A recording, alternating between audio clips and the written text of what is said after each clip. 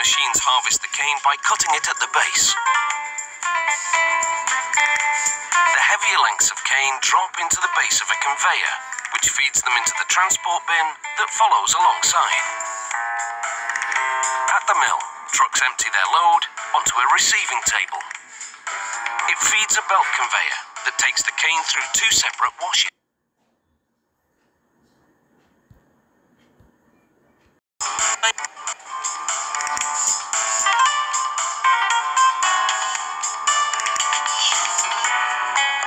A worker supervises the operation at each of the mills. A vat collects the juice that flows from the top and bottom of the mills. Now that the juice is extracted from the sugar cane, it's time to process it. However, before it's turned into sugar crystals, a sample goes through a series of tests at the sugar mill's laboratory. The goal? To produce a thick crystallized paste known as mass.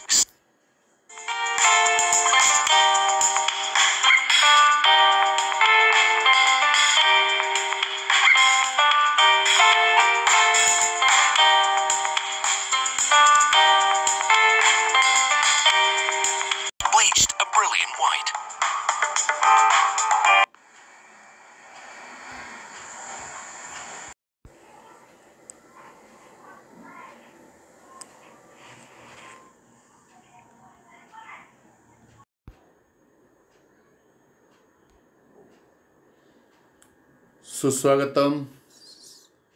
सुस्वागतम 12वी भूगोल वर्गातील सर्व विद्यार्थ्यांचे मी प्रथमतः महाविद्यालयाच्या वतीने सर्वांचे स्वागत करतो।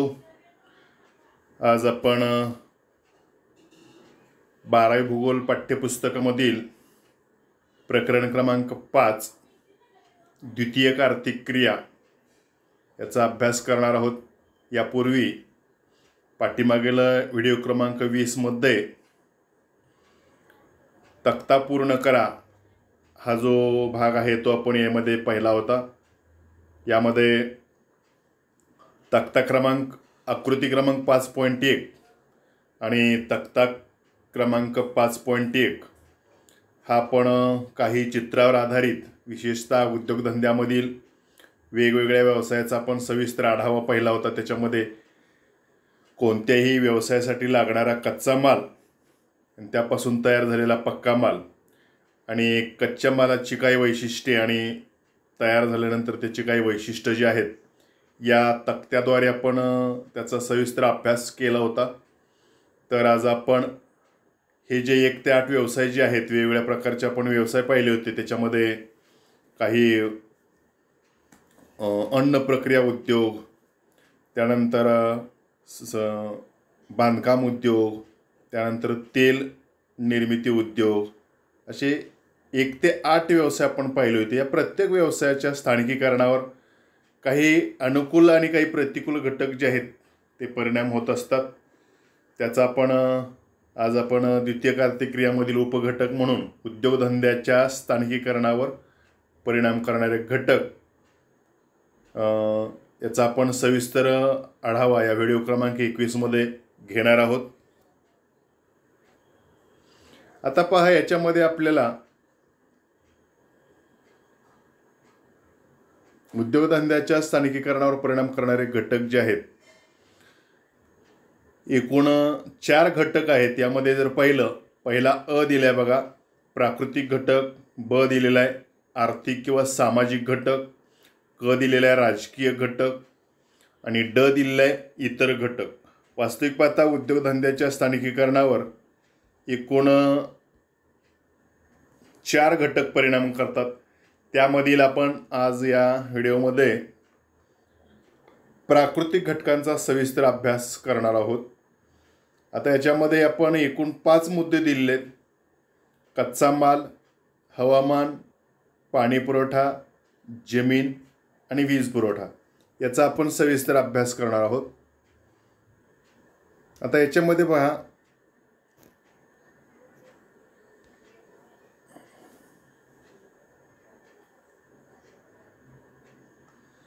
पहिला मुद्दा आपण घेतलेला आहे कच्चा माल। प्राकृतिक घटकामधला कच्चा माल हा पहिला मुद्दा आपण यामध्ये घेतलेला आहे. कच्चा माल हा शेती, खाणकाम, वने, मासेमारी,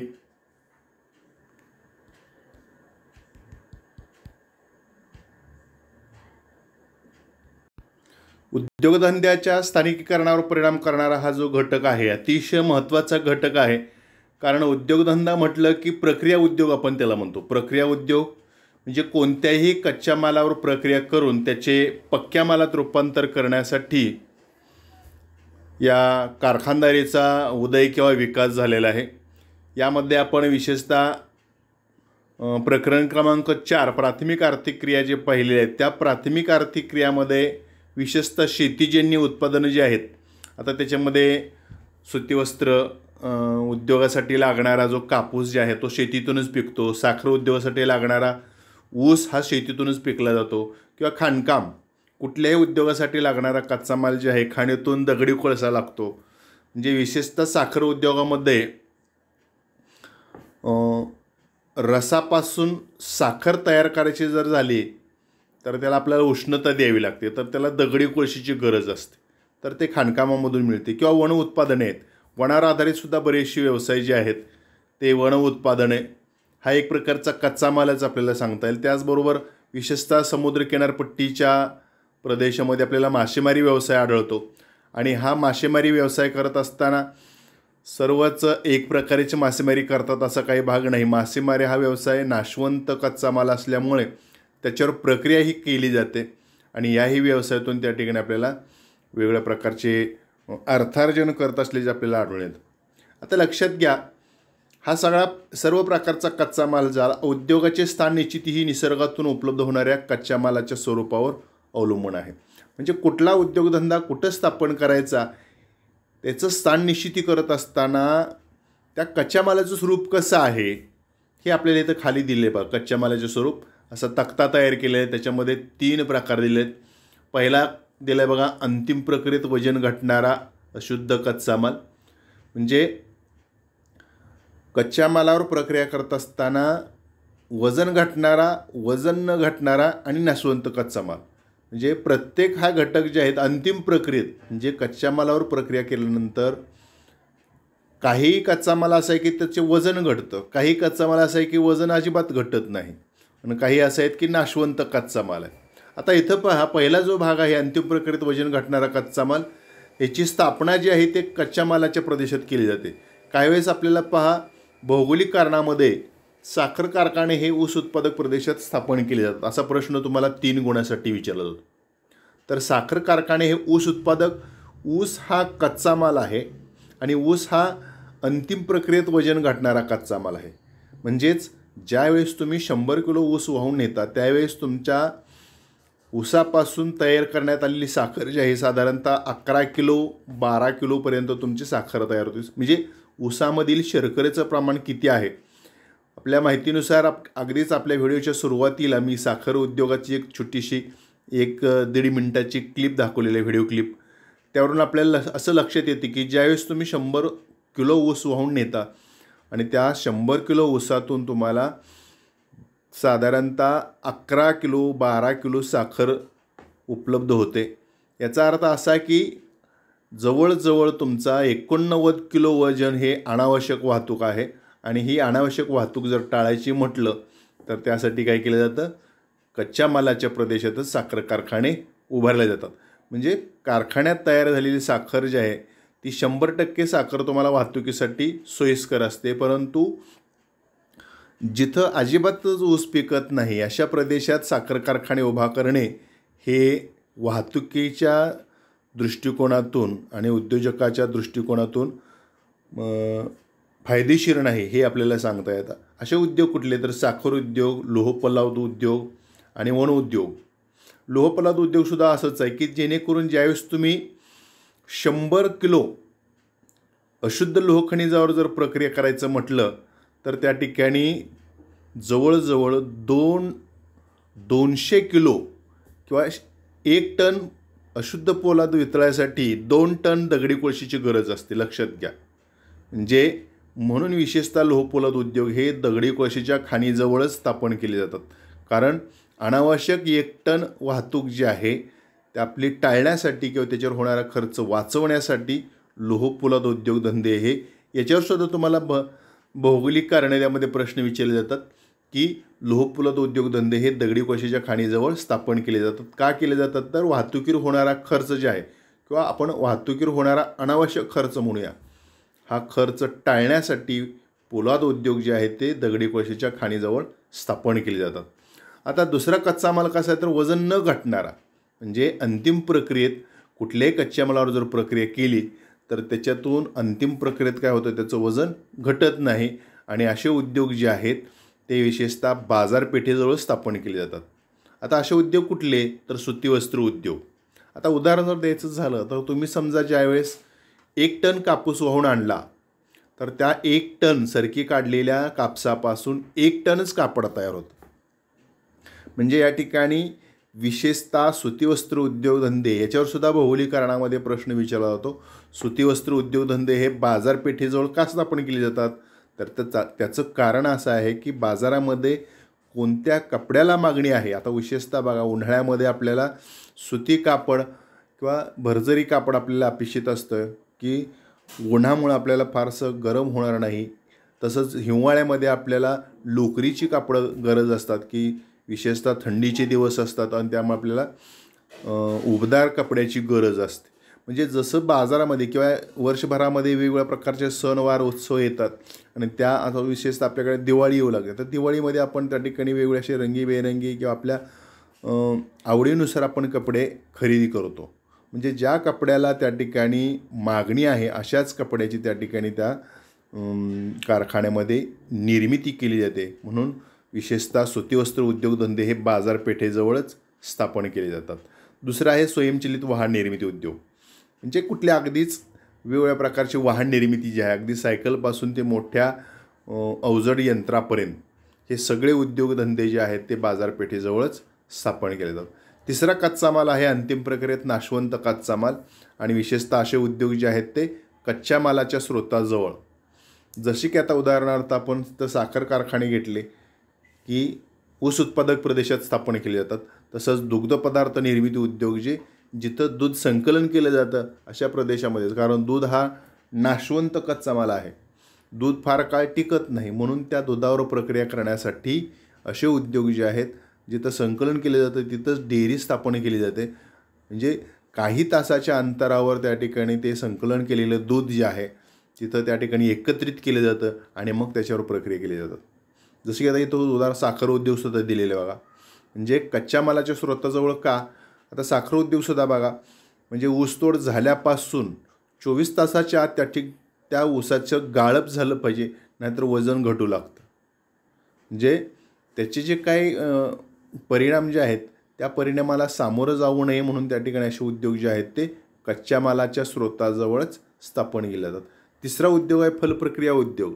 आता विशेषतः फळावर प्रक्रिया करणारे उद्योग जे आहेत, आता इथं उदाहरण दिलं बघा नागपूर. आपल्याला माहीत असेल नागपूर हे संत्री उत्पादनासाठी अग्रेसर आहे आणि संत्र्याला 12ही महिने चांगला दर भेटतोच असं काही नाही. काही वेळेस जर समजा त्याचे दर कडाडले असतील, म्हणजे खाली निच्चांकी आलेले असेल, तर अशा वेळेस त्या ठिकाणी त्या संत्र्यावर प्रक्रिया केली जाते. संत्रा पावडर, संत्रा जेली, संत्रा स्ट्रॉबेरी असे वेगवेगळ्या प्रकारचे त्या ठिकाणी प्रोडक्ट केले जातात. संत्रा पावडर सगळ्या संत्र्यापासून सरबत हे तयार केली जातात, जेणेकरून आपण उन्हाळ्यामध्ये त्या ठिकाणी फार मोठी मागणी असते. किंवा महाबळेश्वरला तुम्ही स्ट्रॉबेरी पाहिली असेल तर स्ट्रॉबेरीसुद्धा काही वेळेस जर बाजारामध्ये दर कमी असेल तर त्याच्यावर एक प्रक्रिया केली, अन्न प्रक्रिया उद्योग जे आपण म्हणतो, त्याच्यापासून वेगवेगळ्या प्रकारचे सरबत, जेली किंवा वेगवेगळ्या प्रकारची प्रक्रियाजन्य उत्पादनं घेतली जातात आणि असे उद्योग हे विशेषतः कच्च्या मालाच्या ठिकाणीच स्थापन केले जातात. आता दुसरा मुद्दा जर आपण लक्षात घेतला, विशेषतः याच्यामध्ये आपल्याला हवामान हा जो मुद्दा आहे, म्हणजे उद्योगधंद्याच्या स्थानिकीकरणावर हवामानाचा पूर्वीच्या काळी ज्यावेळेस खऱ्या अर्थानं उद्योगधंद्याला सुरुवात झाली त्यावेळेस हवामानाचा प्रत्यक्ष हवामानाचा फार मोठा परिणाम होत होता. परंतु आजच्या आधुनिक युगामध्ये उद्योगधंद्याच्या स्थानिकीकरणावर हवामानाचा कृत्रिम हवामान निर्मिती करण्यामुळे फारसा परिणाम होत नाही. अगदी उदाहरण जर द्यायचं झालं तर विशेषतः ज्या प्रदेशामध्ये अतिउष्ण हवामान आहे, अति दमट हवामान आहे किंवा अगदीच कोरडं हवामान आहे किंवा त्याच्यापेक्षा अगदी अतिशीत हवामानाच्या प्रदेशात मात्र असे उद्योगधंदे फारसे विकसित होत नाहीत, म्हणजे फारसा त्याचा विकास होत नाही. अगदी उदाहरण द्यायचं झालं तर भारतातील अगदी उत्तरेकडील शीत हवामानाचे प्रदेश जे आहेत, आता उदाहरणार्थ हिमाचल प्रदेश, उत्तरांचल प्रदेश, जम्मू, हे जे प्रदेश आहेत हे अतिशीत हवामानाचे आहेत. अशा प्रदेशामध्ये आपल्याला बहुतांशी जास्त उद्योगाचं केंद्रीकरण आपल्याला पाहावयास मिळत नाही. याशिवाय वायव्य भारतामध्ये, आता वायव्य भारत म्हणजे कुठला तर राजस्थान. आता या राजस्थानमध्ये काय वैशिष्ट्य आहे तर अतिउष्णता आहे आणि अगदीच कोरडं हवामान आहे. आणि अशा हवामानाच्या प्रदेशात सुद्धा आपल्याला फारसे उद्योगधंद्याचा विकास झालेला आढळत नाही. तर काही वेळेस हवामानातील बदलाचाही त्या ठिकाणी उद्योगावर परिणाम होतो. म्हणजे याशिवाय इतरही त्या ठिकाणी आपल्याला उद्योगधंद्याच्या स्थानिकीकरणावर परिणाम होत असल्याचं आढळतं. ते त्याचं उदाहरण जर द्यायचं झालं तर दुष्काळ किंवा सततचं अवर्षण म्हणजे काय तर 50 सेंटीमीटरपेक्षाही कमी पाऊस पडणे, म्हणजे त्याला आपण दुष्काळ म्हणतो, कोरडा दुष्काळ. जसं की आपल्याकडे काही वेळेस विशिष्ट कालावधीमध्ये प्रमाणापेक्षा जर जास्त पाऊस नाही झाला तर त्या ठिकाणी आपल्या शेतामध्ये काहीच पिकत नाही, तर अशा वेळेस आपण दुष्काळ जाहीर करतो. आणि विशेषतः आता उदाहरणार्थ आपण साखर उद्योग लक्षात घेऊया. तर साखर उद्योगासाठी लागणारा कच्चा माल म्हणजे ऊस. तर शेतामध्ये ऊस पिकणारच नाही तर प्रक्रिया कुठून करणार, लक्षात घ्या. तर हा जो भाग आहे म्हणजे दुष्काळाचाही परिणाम या ठिकाणी आपल्याला, म्हणजे हवामान हा हवामानावरच दुष्काळ अवलंबून आहे. म्हणजे विशिष्ट काळामध्ये जर पाऊस नाही पडला तर त्या ठिकाणी आपल्याला दुष्काळ जाहीर करावा लागतो आणि त्यामुळे कुठल्याही प्रकारचे उद्योगधंदे जे आहेत जेणेकरून त्याला कच्चा मालच उपलब्ध झाला नाही तर प्रक्रिया ठप्प होते.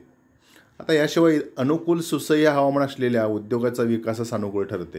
म्हणजे याच्या उलट जर आपण सांगायचं झालं की ज्या प्रदेशामध्ये अनुकूल असं हवामान जर असेल, आता उदाहरण इथं दिले, पूर्वी जेव्हा फारसे यांत्रिकीकरण नव्हते, म्हणजे अगदी सुतीवस्त्र उद्योग जर सुरुवात झाली त्यावेळेस यांत्रिकीकरण नव्हतं, परंतु त्या ठिकाणी असे उद्योग उभा करत असताना उद्योजक काय करायचे तर नैसर्गिकरित्या दमट हवामान असलेल्या प्रदेशामध्ये ते उद्योग स्थापन करायचे. तेव्हा सुती कापड उद्योगात हवामानाचा प्रभाव पडत असे.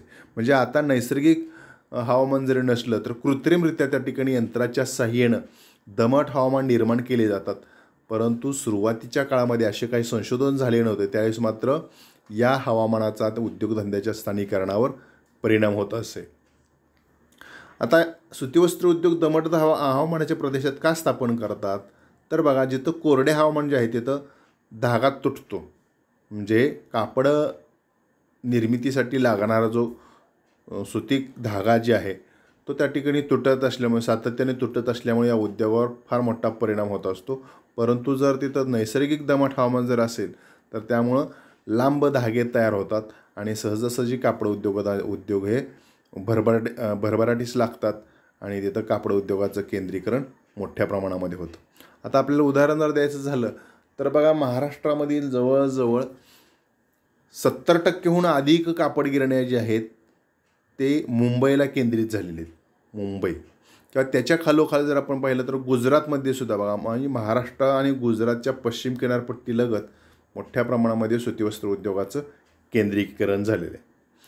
परंतु आधुनिक पद्धतीने कोरड्या हवामानात कृत्रिमरित्या दमटपणा निर्माण करणाऱ्या यंत्रांचा उपयोग केला जात असल्यामुळे मात्र त्या ठिकाणी जरी का त्या ठिकाणी आपण कृत्रिमरित्या दमट हवामान निर्माण करत असो तरी या प्रक्रियेसाठी लागणारा जो खर्च जो आहे तो अनाठायी खर्च आहे. लक्षात घ्या, जर आपण नैसर्गिक दमट हवामानामध्ये जर आपण असे उद्योग स्थापन केले तर त्याच्या निर्मितीवर होणारा जो खर्च जे आहे कापड निर्मितीवर तो कमी होतो. परंतु आपल्याला जर कृत्रिमरित्या जर दमट हवामान करायचं म्हटलं तर त्या यंत्रणेसाठी होणारा जो वाढीव खर्च जो आहे तो उत्पादनावर त्या ठिकाणी लावला जातो. म्हणून विशेषतः उद्योगाचं स्थानिकीकरण निश्चित करत असताना त्या उद्योगाच्या अनुकूल हवामानाच्या प्रदेशामध्येच त्या ठिकाणी उद्योगाचं केंद्रीकरण केलं जातं. आता तिसरा एक परिणाम करणारा घटक आहे बघा, उद्योगधंद्याच्या स्थानिकीकरणावर परिणाम करणारा घटक पाणी. आता हा एक, जसं की आपण त्या ठिकाणी हवामानाचा विचार केला किंवा त्याचबरोबर कच्च्या मालाचा विचार केला, त्याच पद्धतीनं प्रकर्षानं जाणवणारा हा मुद्दा आहे पाणी पुरवठा. म्हणजे उद्योगधंद्याच्या स्थानिकीकरणावर प्राकृतिक घटकामधला पाणी पुरवठा तितकाच महत्त्वाचा आहे. कारण प्रक्रिया उद्योग म्हटलं की कच्च्या मालावर प्रक्रिया करून पक्का माल तयार केला जातो.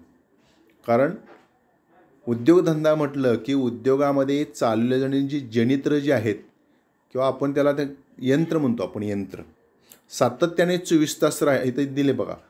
म्हणजे अनेक उद्योगातील विविध यंत्रे 24 तास चालू असतात. बघा, कारखाना एकदा सुरू झाला की त्या ठिकाणी ते बंद नसतो.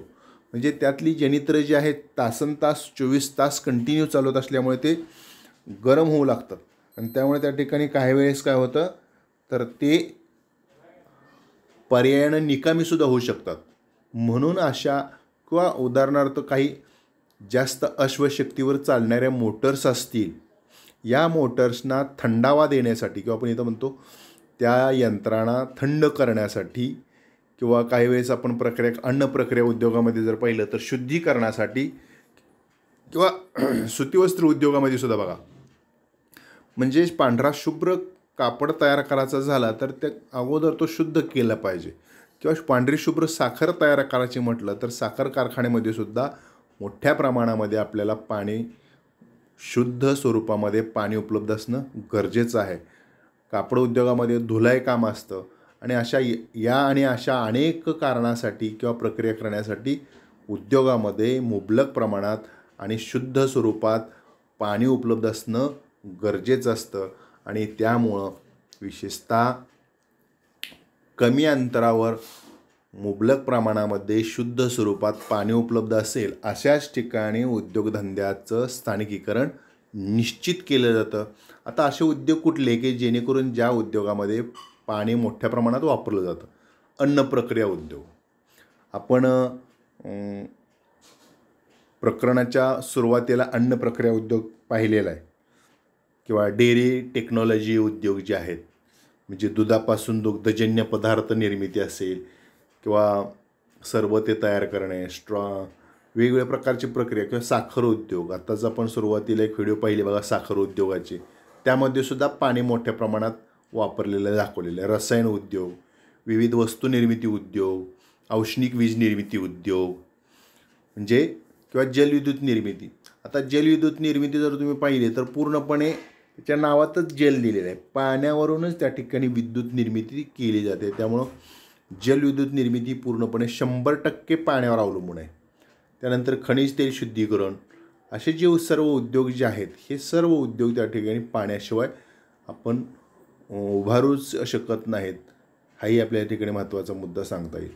या आणि अशा अनेक उद्योगात अनेक कारणास्तव शुद्ध पाणी हे मुबलक प्रमाणात वापरलं जातं आणि त्यामुळं अनेक उद्योगधंदे स्थापन करीत असताना विशेषतः असे उद्योग काय केले जातात तर जिथं मुबलक प्रमाणामध्ये पाणी उपलब्ध असेल, की उदाहरण द्यायचं झालं तर नदी, तलाव, सरोवर, कालवे किंवा पाणवठ्याच्या ठिकाणी असे उद्योग स्थापन केले जातात.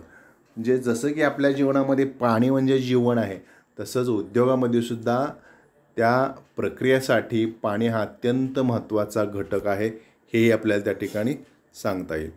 आता पुढचा मुद्दा जे आहे त्याच्यामध्ये आपल्याला वीज पुरवठा एक लक्षात घ्या. उद्योगधंद्याच्या स्थानिकीकरणावर परिणाम करणारा हा जो घटक आहे अतिशय प्रभावी असा घटक आहे.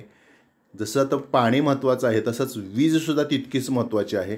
कारण पूर्वीच्या काळी मनुष्यबळ भरपूर असायचं, परंतु आजच्या आधुनिक युगामध्ये कारखान्यामध्ये चालवली जाणारी जे जनयंत्र जे आहेत किंवा यंत्रसामुग्री जी आहे, ही यंत्रसामुग्री मानवाच्या मनुष्यबळावर चालत नाही, तर त्याला विशेषतः अशी विजेची गरज असते किंवा ऊर्जा द्यायची गरज असते.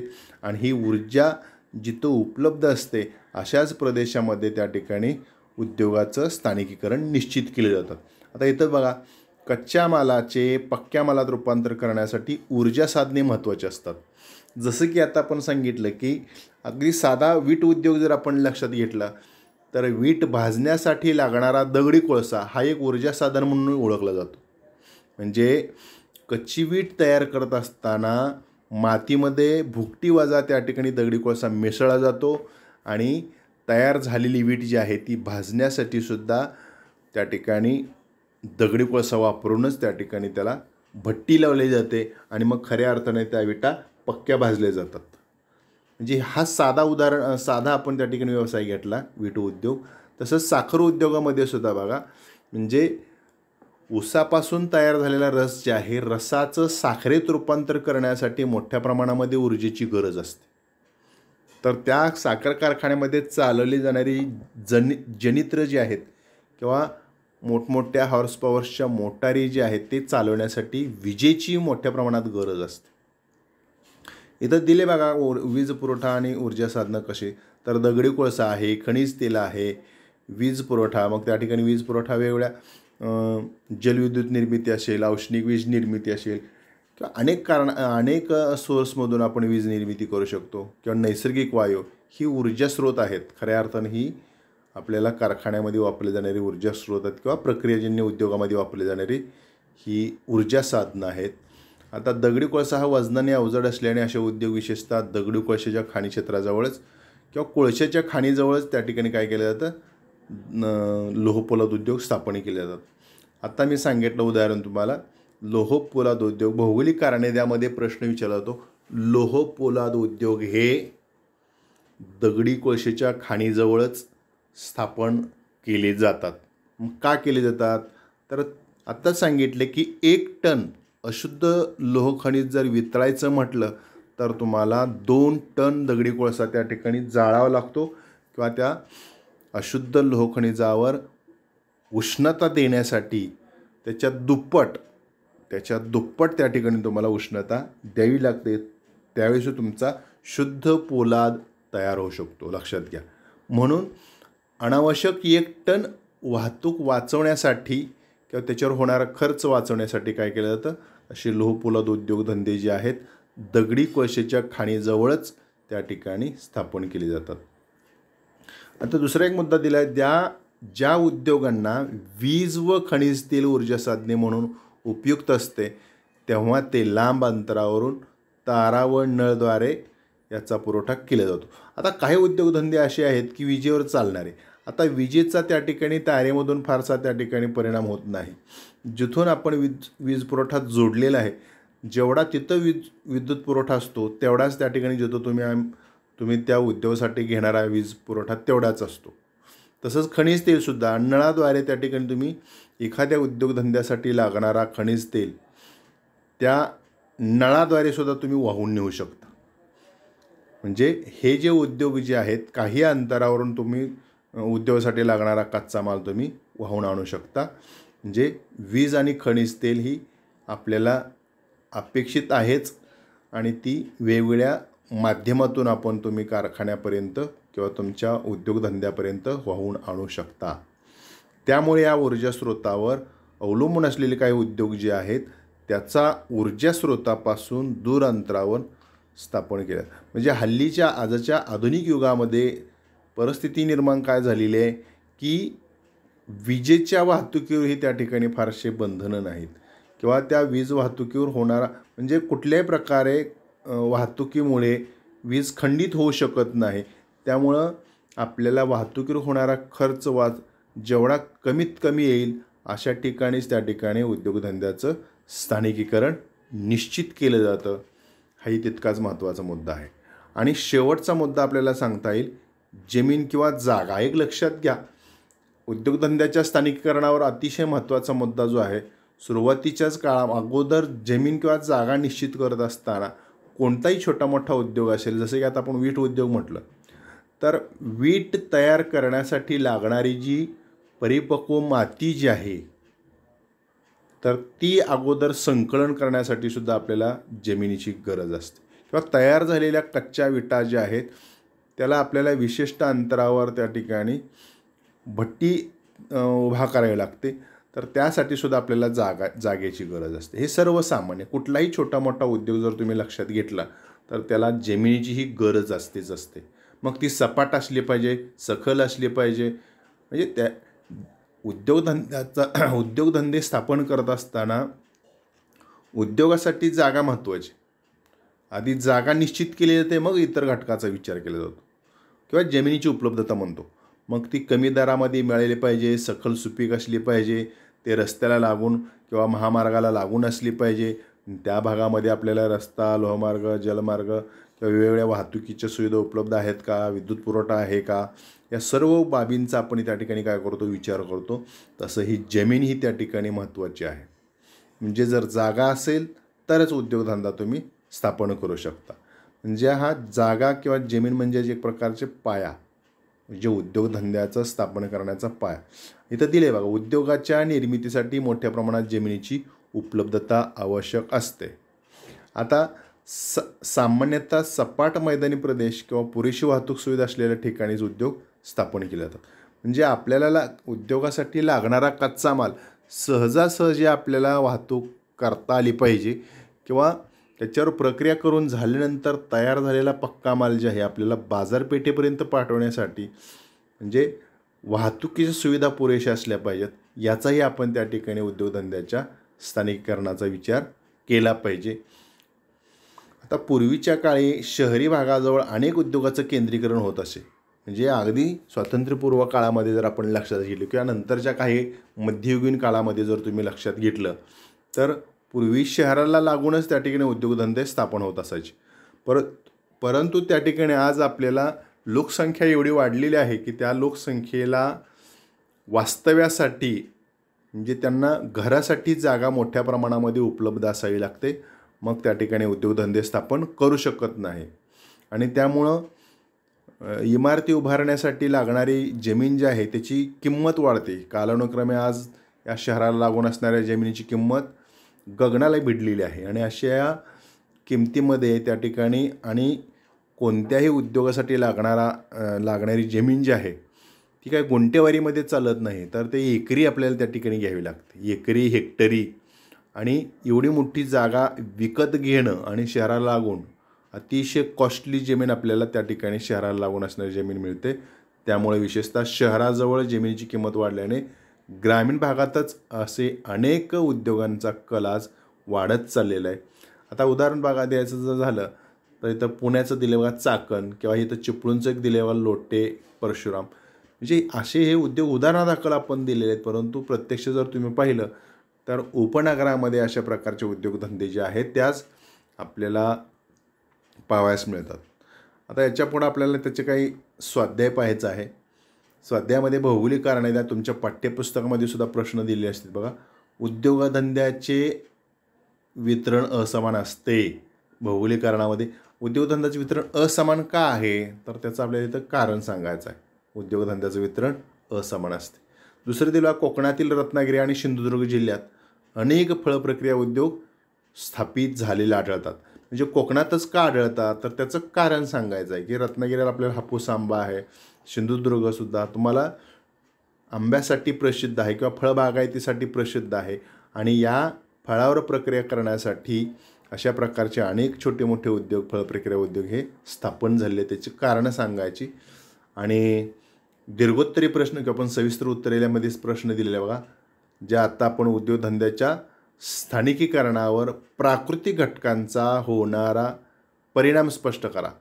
जे आपल्याला उदाहरणादाखल त्या ठिकाणी प्राकृतिक घटक सांगायचे उद्योगधंद्याच्या स्थानिकीकरणावर जे आत्ता आपण पाहिले. म्हणजे पहिला कच्चा माल पाहिला, हवा, पाणी, जमीन किंवा त्याला आपण भूपृष्ठ रचना म्हणतो किंवा आपण ऊर्जा साधने किंवा वीज पुरवठा इत्यादी मुद्द्यांचा पण यामध्ये 5 मुद्द्यांचा समावेश करायचा आहे.